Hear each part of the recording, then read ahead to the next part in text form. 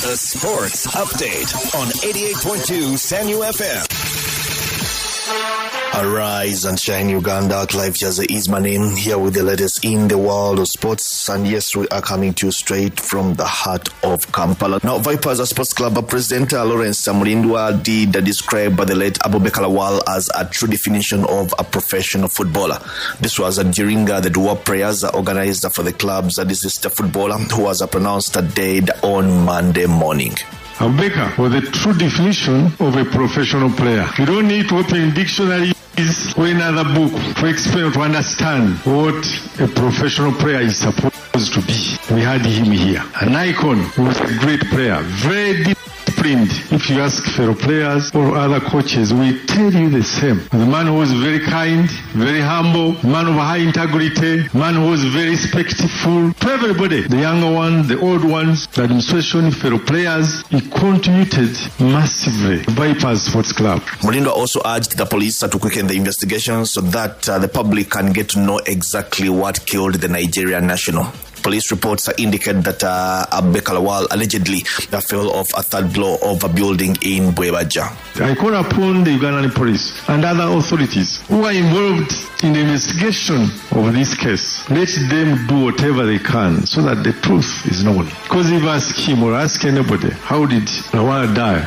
The person can only tell you, he fell from a building and fell down. But what caused the falling? Now that is the question. So we expect the police that we leave no stone unturned so that we may not be able to bring back Lawal. But let us, as a family, we understand the cause so that we prevent such incidents in the future. But I trust our police that we shall be able to do that. Now, despite the significant costs and the travel challenges, Vipers have confirmed that the club will be repatriating Abubaker Lawal's body to his village in Sokoto, which is 984 kilometers from Lagos. Repatriating a body from one country to the other, it's not something very easy. It involves a lot of documents, a lot of them. It's not a one day's work, but I'm happy that in the last 2 days, a lot has been done. I've done whatever it takes, and I can assure you on Sunday, the body of Lawal will be flown back from Nigeria. It has been a very expensive exercise because of the other connecting route. Lawal was living in a city which is quite far from Lagos. It's 984 kilometers. Very far. Now the problem we have from there will not be a problem. They are domestic flights which are small, but they're not licensed to carry bodies.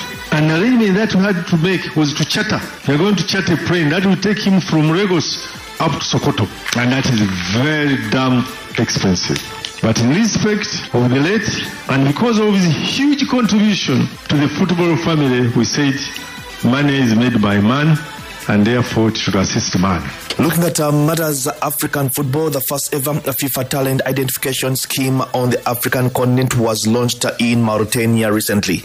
The FIFA Talent Identification Scheme was launched in 2022 with the aim of helping member associations to fulfill their potential by ensuring that every talented player has a chance to be developed. It will also enforce the measures taken to reduce the disparity in the level of football between the different regions of the world. Now, FIFA Chief Football Officer Jill Ellis says that the project in Mauritania is a perfect match for the young players.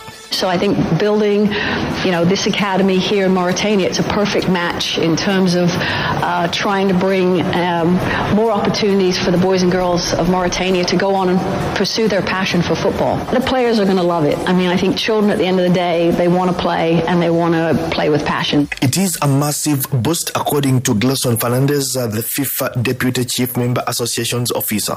In the country, first of all, it will give a massive boost. First of all, you have to build the infrastructure to make sure that the academy can be operational, but then to put together all the best players in the country, being able to train and develop themselves together is quite important, and I'm quite sure that we will shape the future of the national team with these players here in this academy. Now, Nigerian football legend Augustine Okocha is the latest to hit back at Jimmy Carragher for calling the Africa Cup of Nations not a major tournament.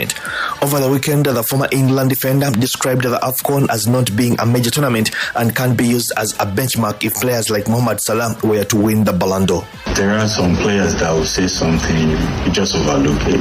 You know, if you look at their career, if you look at the type of football that they played, you can understand, you know. I mean, you won't want your son to be like Carragher.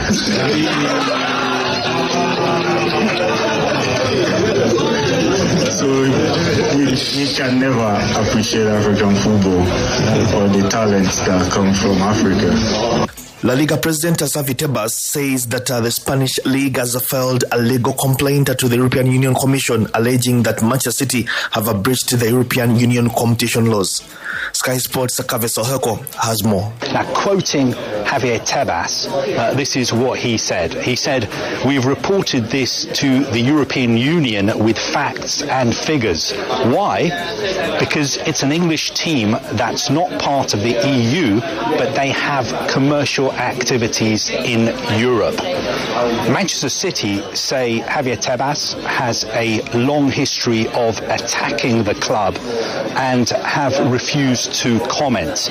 But they strongly refute the allegations and pointed to their accounts as proof of no wrongdoing, which are a matter of public record. And that brings us to the end of the sports update. Good morning.